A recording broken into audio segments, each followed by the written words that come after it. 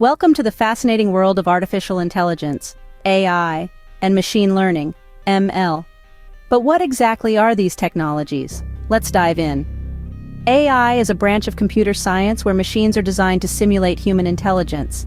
This includes tasks like problem solving, recognizing patterns, and making decisions. Machine learning, a subset of AI, allows systems to learn from data, adapt, and improve over time without being explicitly programmed. Understanding the different types of machine learning is crucial.